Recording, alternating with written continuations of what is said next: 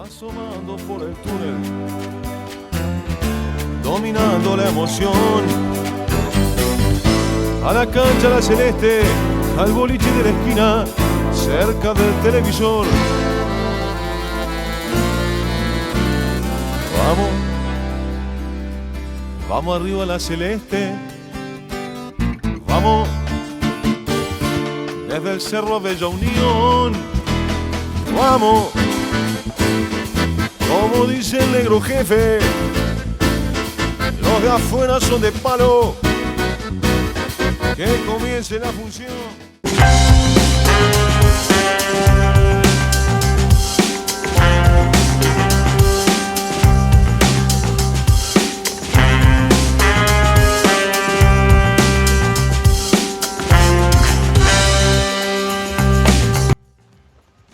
Hola, ¿qué tal? ¿Cómo andan? Bienvenidos a Futboleros Deluxe. Si te gusta el fútbol y el deporte en general, este es tu programa, con el pasado y el presente del deporte más hermoso del mundo, con historias, entrevistas, anécdotas, debates, biografías e historiales de este juego tan lindo. Esta es la temporada 2023, este es el episodio número 10.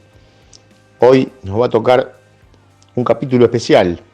Nunca entramos a hablar de los mundiales, bueno, sí de Argentina, pero en este caso de otros mundiales y de campeones de otro país, como Uruguay, campeón del mundo de 1950.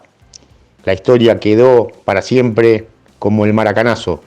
Yo soy Alberto Lalia y les presento a mi amigo Moro Ojeda. ¿Cómo andás, Moro? ¿Todo bien? Hola Alberto querido, muy bien acá, con muchas ganas de empezar este nuevo episodio, el número 10, dedicado a un nuevo mundial en lo que va de nuestro programa Futboleros Deluxe, en este caso dedicado al Uruguay campeón en Brasil en 1950, el famoso maracanazo.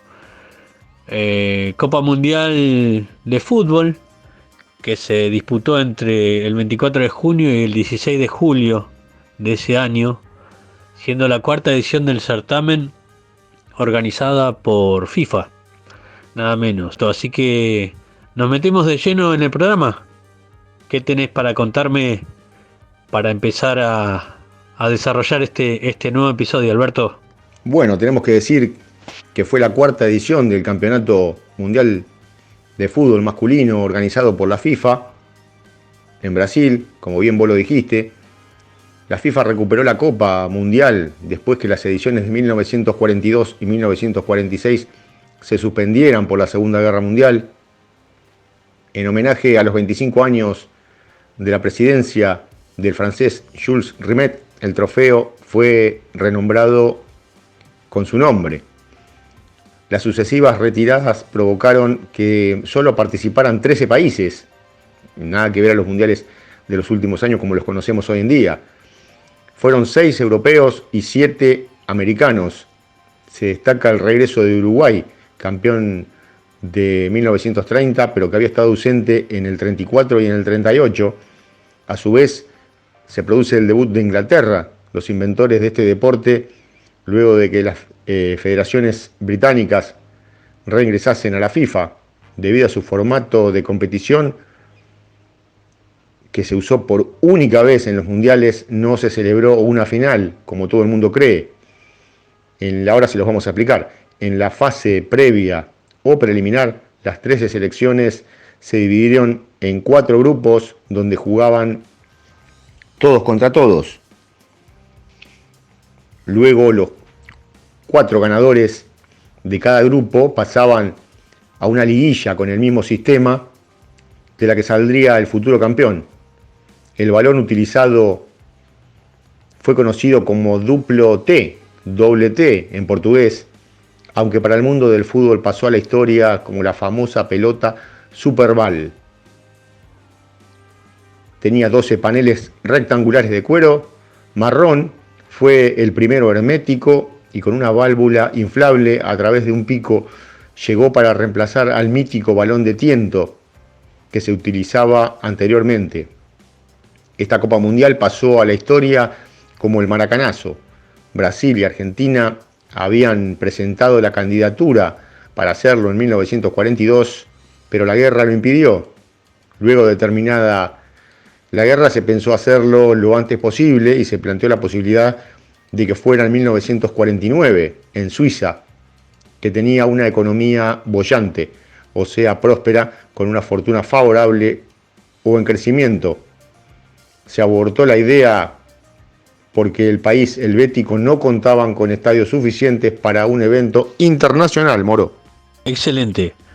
La pregunta es, ¿qué fue lo que pasó y cómo es que deciden hacerlo en Brasil? Lo que pasó fue que Brasil entonces dio un paso al frente y presentó un proyecto muy parecido al que había presentado en 1942, que la guerra se lo había impedido. Su presidente, el recordado Getúlio Vargas, se garantizó el apoyo del líder argentino Juan Domingo Perón. Además se propuso realizarlo en 1950 para garantizar el mayor número de participantes. Fue todo un éxito, se hicieron muchos sellos postales, se inscribieron 34 selecciones en la fase de clasificación para las 16 plazas disponibles. Los campeones de la última edición y el anfitrión clasificaron automáticamente, que fueron Italia, campeón de 1938, y Brasil, el organizador, por lo que quedaron 14 cupos directos. Previamente la FIFA había decretado que Alemania y Japón, por su papel en la Segunda Guerra, no podían jugar. La Unión Soviética no quiso tomar parte del mismo. En Sudamérica sorprendió la baja de Argentina por discrepancias entre la AFA y la Confederación Brasileña de Deportes. Se dice que la orden la dio Perón por ausencia de los mejores valores locales. Los beneficiados fueron Chile y Bolivia. Colombia fue expulsada por tener una liga pirata paralela. Las 4 asociaciones del Reino Unido jugaron por primera vez eliminatorias: Inglaterra, Escocia, Gales e Irlanda del Norte. En el resto de Europa, de ahí clasificarían 2. Varios abandonaron por problemas económicos. Muchos se van a sorprender por el gasto que suponía el desplazamiento en plena posguerra. Turquía ganó el derecho en cancha, pero su economía lo hizo declinar. Escocia había salido segundo y sus dirigentes, al no campeonar en su grupo, se bajaron. Aunque les hubiera correspondido ir, hubieran clasificado junto con Inglaterra para el torneo.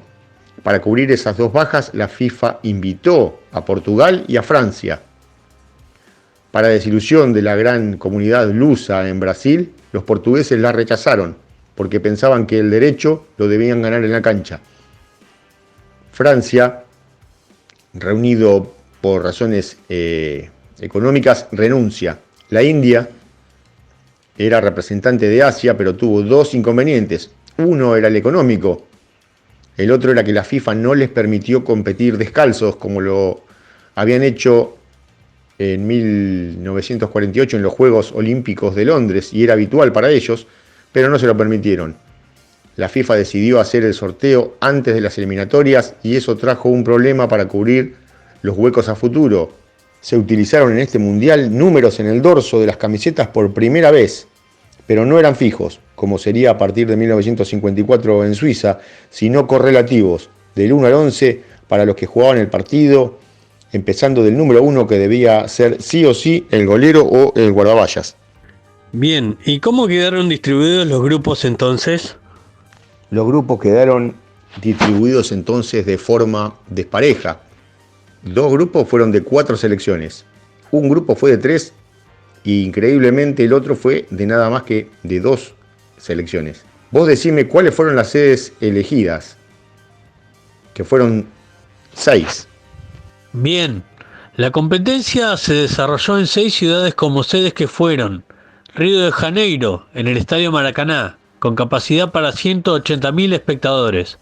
Recife, Estadio Ilha do Retiro, con capacidad de 35.000 espectadores. San Pablo, Estadio Pacaembu, con capacidad para 37.900 espectadores. Belo Horizonte, Estadio Independencia, con 25.000 espectadores. Curitiba, Estadio Durival de Brito de Silva, con capacidad para 17.140 espectadores. Y Porto Alegre, Estadio Eucaliptos, con 20.000 espectadores de capacidad. Bueno, y como todo torneo que se precie de tal, de este nivel, debe tener una lista de árbitros. Seguramente vos la tenés a mano. Bien, la lista de árbitros para el Mundial de Brasil 1950 es la siguiente.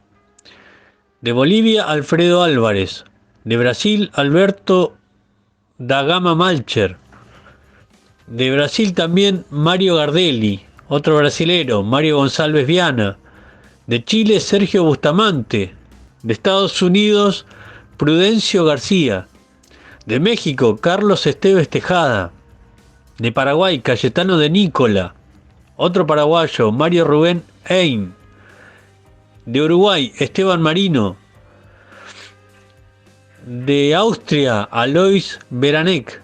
De Escocia, George Mitchell. De España, José García Carrión. De España también, Ramón Azón Roma. De Francia, Charles de la Salle. De Gales, Benjamín Griffiths. De Países Bajos, Karel van der Meer. De Inglaterra, Arthur Edward Ellis. De Inglaterra también, George Reader. Otro de Inglaterra, Reginald Leafy. De Italia, Generoso Dátilo. También de Italia, Giovanni Gagliatti. De Yugoslavia, Leo Lemesic. De Portugal, José Vieira da Costa. De Suecia, Gunnar Dallner. De Suecia, Iván Eklund. Y de Suiza, Jean Lutz. Bueno, digamos que se jugaron 22 partidos y se convirtieron 88 goles. El promedio exacto da 4 goles por partido, una cifra muy alta si se quiere. Vamos a pasar directamente a los grupos. La primera fase, grupo 1. Partidos: Brasil 4, México 0, Yugoslavia 3, Suiza 0, Brasil 2, Suiza 2, sorpresa acá, Yugoslavia 4, México 1, y para la fecha final llegan un punto arriba el elenco yugoslavo de los brasileros. Se define así: Suiza 2, México 1, y Brasil, que le gana a Yugoslavia 2-0 y se clasifica puntero en su grupo, pasando directamente a la ronda final. En el grupo 2, España le gana 3-1 a Estados Unidos. Se produce el debut de los inventores del fútbol: Inglaterra 2, Chile 0. En la segunda fecha, España vuelve a ganar 2-0 a Chile, mientras que se produce el batacazo más insólito de la historia de los mundiales hasta ese momento, y quizás de todos los mundiales. Un equipo novato de Estados Unidos, que estaba integrado por muchos extranjeros, digamos así, que se habían nacionalizado para jugar ese torneo, que había muchos que tenían otros empleos, trabajaban de mozo, trabajaban de actores, trabajaban en distintos sectores de allá en la sociedad de Estados Unidos. Fueron a reforzar al equipo y meten el batacazo al ganarle a Inglaterra 1-0 con gol de Gaetzkens, un haitiano que quedó en la historia para toda la vida, que se nacionalizó estadounidense y luego pasó a jugar en el fútbol de Francia. Y tal fue la sorpresa que en esa época no existía la comunicación telefónica instantánea. Entonces pasaron los datos a máquina, y cuando llega a Inglaterra, el dato es Inglaterra 0, Estados Unidos 1, y en los diarios ingleses del otro día publicaron como que había sido un error de imprenta, de tipografía, y publicaron triunfo de Inglaterra 10-1, que era lo que ellos esperaban. Pero no, fue batacazo total. Ganó Estados Unidos 1-0. Y para la fecha final, ya muy golpeado, Inglaterra, por eso que no jamás se lo hubieran esperado, que le dio un baño de realidad a su fútbol. España le gana 1-0, clasifica puntero ganando todos los partidos del grupo a Inglaterra, y Chile le gana 5-2 a Estados Unidos. ¿Y cómo siguen los grupos 3 y 4, Alberto? Bueno, el grupo 3 ya es uno más cortito, solamente tenía 3 selecciones que lo integraban. Fue un triangular, entonces Suecia le gana en el debut a una muy debilitada Italia 3-2, ya que había pasado hacía muy poco tiempo la tragedia de Superga, donde se estrelló en la montaña en Europa el avión con todos los integrantes del Torino, que era el equipo más fuerte de allá, y perdieron la vida todos, siendo que era la base de la selección italiana. Tenía muchos convocados para ese equipo y bueno, directamente Italia no fue el mismo en esa participación de lo que podría haber sido si todos los integrantes del Torino la hubieran jugado, ¿no? Así que bueno, debuta con una derrota Italia. En la segunda fecha Suecia empata 2-2 con Paraguay, que fue una sorpresa, y ya Italia queda eliminada, que era el último bicampeón. Y en la última fecha Italia le gana 2-0 a Paraguay y la clasificación queda a manos de Suecia. Y bueno, pasamos al grupo 4, que solamente tenía 2 integrantes y los 2 pertenecían a Sudamérica.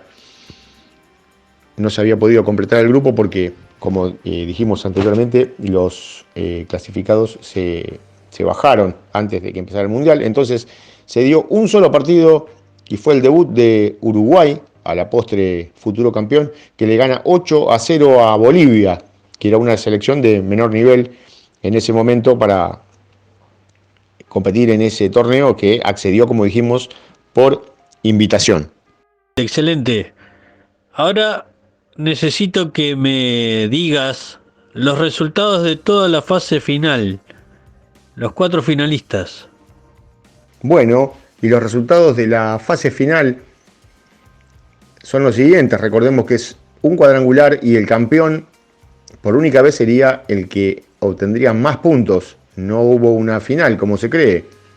En la primera fecha, Uruguay le gana 3-2 a Suecia, mientras que Brasil le mete un escandaloso 6-1 a España, que venía invicto.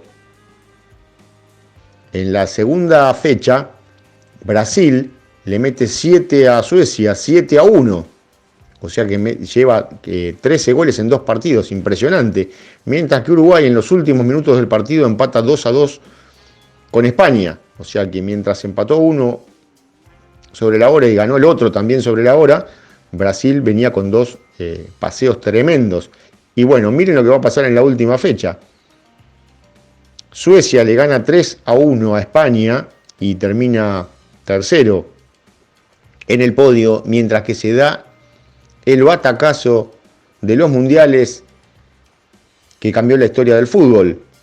Brasil con el empate era campeón, no precisaba ni ganar. Con el empate llegaba a un punto arriba del equipo uruguayo en una jornada final donde se dice que hubo 200.000 espectadores en el estadio. Entró mucho más de la capacidad que tenía.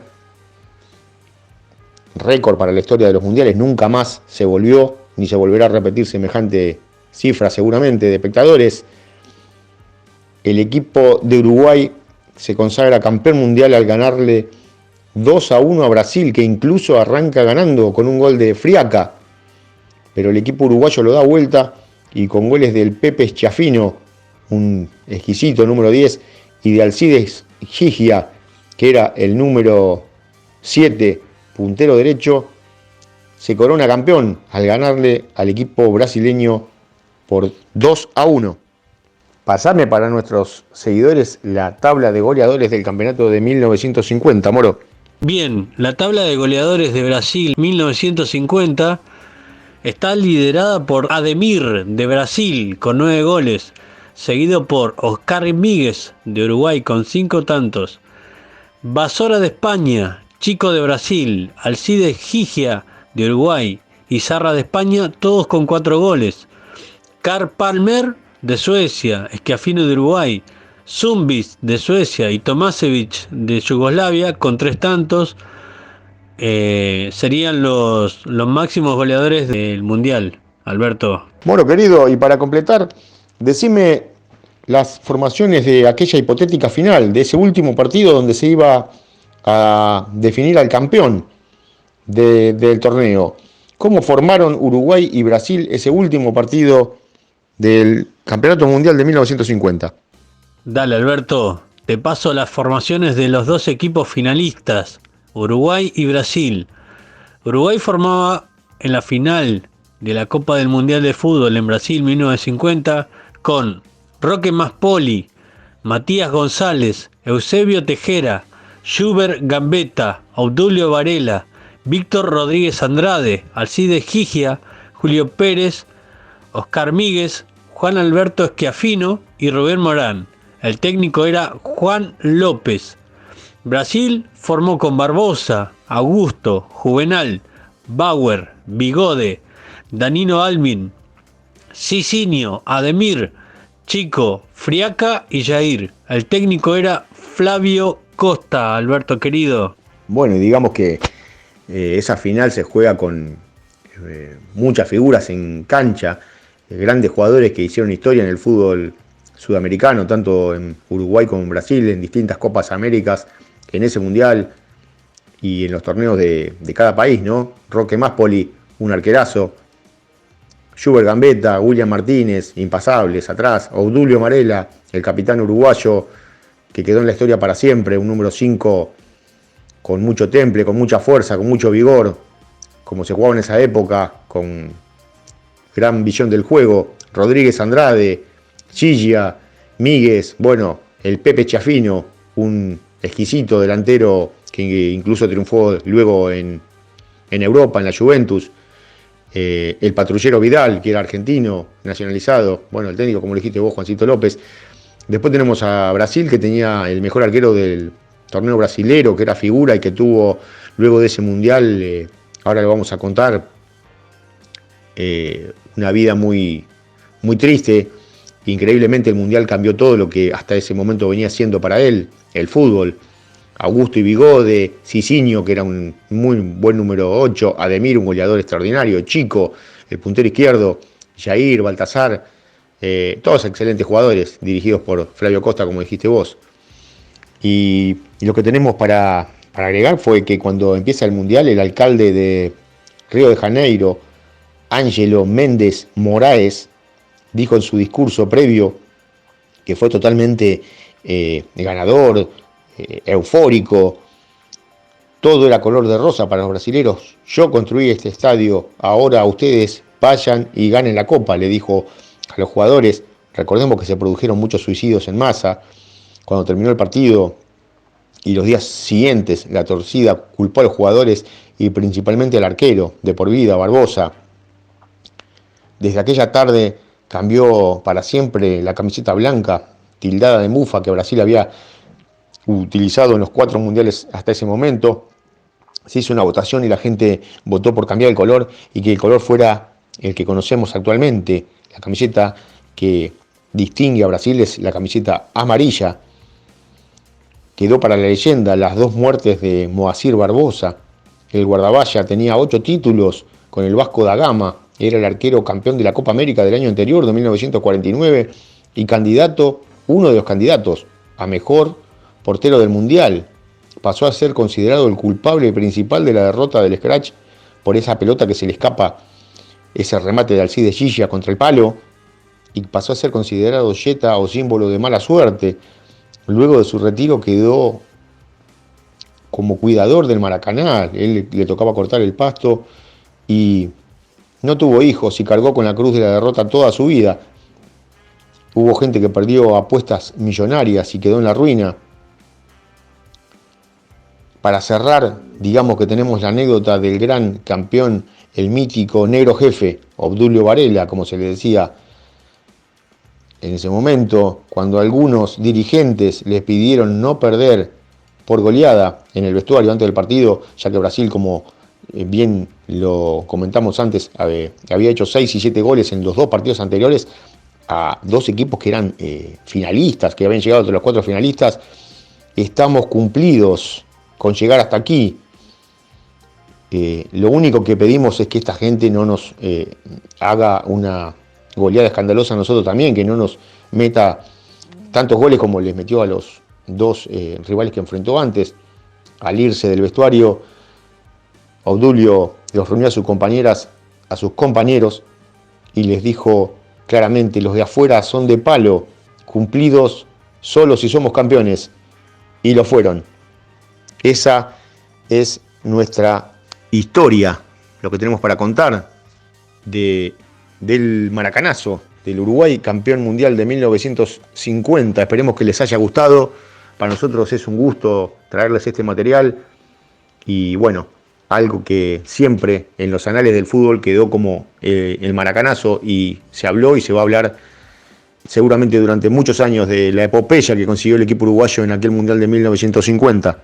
¿Cómo será que ese mítico equipo uruguayo, esa selección campeona del mundo de ese mundial de 1950, la que patentó el famoso Maracanazo, quedó en la historia, que entra dentro de los 4 equipos que Uruguay tiene a lo largo de su historia como emblemáticos? Los campeones olímpicos de 1924 y de 1928 en París y en Ámsterdam, sumado a el primer campeonato mundial que se juega por la FIFA en 1930, el que organiza precisamente el país vecino Uruguay. Considerando que los otros 3 equipos pertenecerían a lo que sería, digamos, el fútbol amateur, en esa época no era rentado, este sí, el de 1950, quedó a lo largo de la historia a medida que fueron pasando los mundiales y los torneos y los años, en el recuerdo de la hinchada charrúa, ¿no? El pueblo uruguayo que siempre los recordó y siempre los trató con mucho afecto a todos los campeones que consiguieron un hito para el fútbol celeste, un casi imposible: poder arrebatarle el torneo mundial a una selección brasileña que había hecho todo lo imaginariamente posible para conquistarlo, desde tener un equipo extraordinario hasta todos los preparativos previos, la gente, el público, las ciudades, los estadios, todo fue preparado como para que sea su gran fiesta, pero el equipo uruguayo se los impidió y quedó en la historia para siempre. Así es, Alberto querido. Bueno, podemos remarcar que verdaderamente fueron héroes los de la selección uruguaya de ese Maracanazo en el Mundial de Brasil 1950. Quedaron en la historia grabados a fuego para siempre, por toda la eternidad, en el pueblo uruguayo y en el pueblo futbolero del mundo. No solo por vencer al máximo candidato, del favorito y al local, sobre todo en el estadio, en el Maracaná, en el estadio más grande, con mayor capacidad de espectadores hasta ese momento. Y bueno, fue tal la magnitud de ese logro que ninguna selección uruguaya después de eso pudo equipararlos en ese logro, ¿no? Estamos hablando de selecciones que llegaron lejos en mundiales, pero que no pudieron lograr campeonar como esa Uruguay de 1950. Estamos hablando de la selección de 1970, también la de 1986, y la más recordada tal vez para los más cercanos a estos tiempos es la del 2010, donde tuvieron un gran papel ahí en el Mundial de Sudáfrica. Así que bueno, ahí quedaron los muchachos de la Celeste, enmarcados para siempre en la historia del fútbol mundial. Bien, Alberto, excelente los datos que nos diste durante todo este episodio, el número 10 de Futboleros Deluxe, Y así nos vamos despidiendo una vez más, agradeciéndole a nuestros oyentes, nuestros seguidores, nuestros suscriptores, el estar siempre ahí al pie del cañón. Cada vez que publicamos un nuevo episodio, ahí están con sus vistas, con sus likes, con sus comentarios.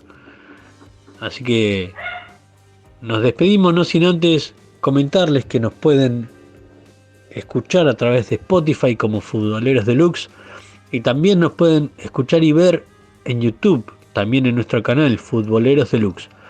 Les mando un fuerte abrazo a todos y bueno, te dejo el saludo final a vos, Alberto, Será hasta el siguiente episodio. Bueno, recalcar lo mismo que dijiste vos. Muchas gracias a todos los que nos siguen con sus elogios, que cada vez son más y la verdad que estamos muy agradecidos, muy complacidos. Les mando un saludo futbolero y un abrazo grande para todos. Nos estamos viendo. Aguante Futboleros Deluxe. Chau amigos.